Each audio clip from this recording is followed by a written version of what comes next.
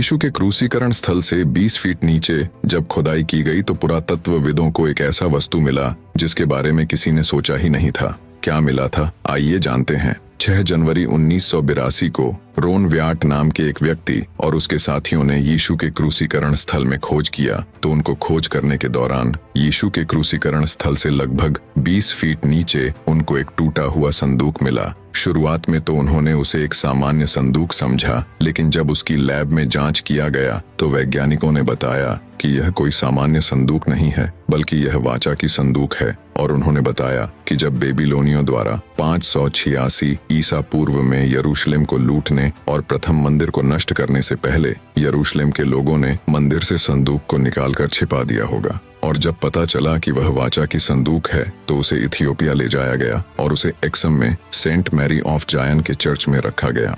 2. ये है सिनाई पर्वत के पास में मौजूद विभाजित चट्टान। इसे होरेब या मरीबा भी कहा जाता है। ये चट्टान पहले से ऐसा विभाजित नहीं था, इसे मूसा द्वारा विभाजित किया गया है। कैसे और क्यों मूसा ने इस चट्टान को विभाजित किया, आइए जानते हैं। इस विभाजित चट्टान की कहानी तब शुरू हुई जब इजरायली मिस्र से निर्गमन के दौरान वे सीन नामक जंगल से गुजर रहे थे तो उनको पानी की कमी महसूस हुई और वहां उनको पीने के लिए पानी नहीं मिल रहा था। तो इजरायली मूसा पर क्रोधित हुए। तब मूसा ने अपने लोगों के मार्गदर्शन के लिए यहोवा को पुकारा। तो यहोवा ने मूसा को कुछ इजरायली बुजुर्गों के साथ इस विशिष्ट चट्टान के पास जाने का निर्देश दिया। और जब वे इस विशिष्ट चट्टान के पास पहुंचे तो मूसा ने चट्टान पर यहोवा के दिए गए लाठी से 2 बार प्रहार किया, जिसे चट्टान 2 भाग में विभाजित हुआ और चमत्कारिक रूप से इस चट्टान से पानी निकला, जिसे इजरायलियों के साथ उनके पशुओं के लिए भी पीने के लिए पर्याप्त पानी मिला। आपको यह विभाजित चट्टान की सच्ची कहानी कैसी लगी, कमेंट करके जरूर बताएं।